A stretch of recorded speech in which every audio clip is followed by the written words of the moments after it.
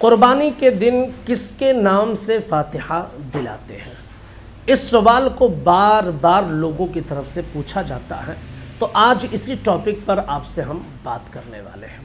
سب سے پہلی چیز آپ یہ سمجھ لیجئے کہ قربانی اللہ تبارک و تعالیٰ کے نام پاک سے ہوتی ہے، یعنی بسم اللہ اللہ اکبر پڑھ کر ہم جانور کو قربان کرتے ہیں، اور کسی کی طرف سے یہ قربانی ہوتی ہے۔ تو اب جب ہم کسی کی طرف سے قربانی کرتے ہیں تو اس قربانی کا جو ثواب ہے وہ ثواب جس کی طرف سے قربانی کی جا رہی ہے اس کے حق میں محفوظ ہو جاتا ہے۔ اللہ کے رسول صلی اللہ علیہ وسلم ارشاد فرماتے ہیں کہ جانور قربان گاہ میں جب قربان ہوتا ہے اور اس کے خون کا پہلا قطرہ زمین پر گرتا ہے تو جس کی طرف سے قربانی، اللہ اس کے گناہوں کو معاف فرما دیتا ہے اور اس کا ثواب محفوظ کر لیا جاتا ہے جو قیامت کے دنوں سے دیا جائے گا۔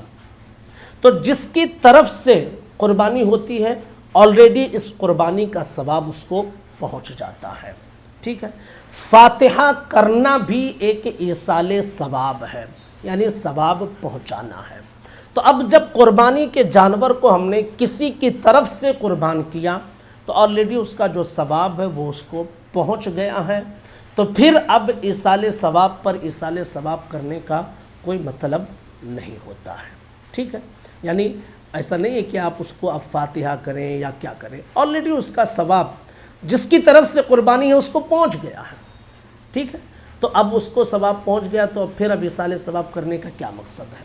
ہاں، اگر آپ چاہتے بھی ہیں کہ بھائی اس طرح ہو گیا ہے، اس طرح جیسے عام طور پہ ہم جو ہے چاروں قل پڑھتے ہیں، سورہ فاتحہ الف لام میم پڑھ کر جو فاتحہ ہم کرتے ہیں، اگر اس طرح بھی آپ کرتے ہیں تو بھی کوئی گناہ نہیں، لیکن اس کی ضرورت نہیں، اس لیے کہ ایصال ثواب آلریڈی ہو چکا ہے۔ لیکن پھر بھی اگر آپ کرنا چاہتے ہیں تو کر لیجئے، جائز کام ہے، کوئی حرج نہیں ہے۔ اب سوال یہ پیدا ہوتا ہے کہ فاتحہ کریں گے تو کس کے نام سے کریں گے؟ تو بھائی کسی کے خاص نام سے فاتحہ نہیں کرنی ہے۔ آقا علیہ الصلوۃ والتسلیم سے لے کر جتنے انبیاء آئے سب کی بارگاہ میں اس کا ثواب پیش کیجئے۔ اللہ سارے نبیوں کی بارگاہ میں، تمام مومنین کی بارگاہوں میں پیش کرتے ہیں، اے اللہ سب کو اس قربانی کا ثواب عطا فرما۔ تو اس طرح آپ سب کو جو ہے ایصال ثواب بھی کر سکتے ہیں۔ فاتحہ کرنے کا وہی طریقہ ہے جو طریقہ عام دنوں میں فاتحہ کا ہوتا ہے۔ قربانی کی فاتحہ کا کوئی خاص طریقہ نہیں ہے، جیسا کہ بعض لوگ یہ سمجھتے ہیں کہ قربانی کے فاتحے میں کچھ الگ صورت یا آیتیں پڑھی جاتی ہیں، ایسا کچھ بھی نہیں ہے۔ عام دنوں میں جیسے فاتحہ کرتے ہیں ویسے اس دن بھی فاتحہ کر سکتے ہیں۔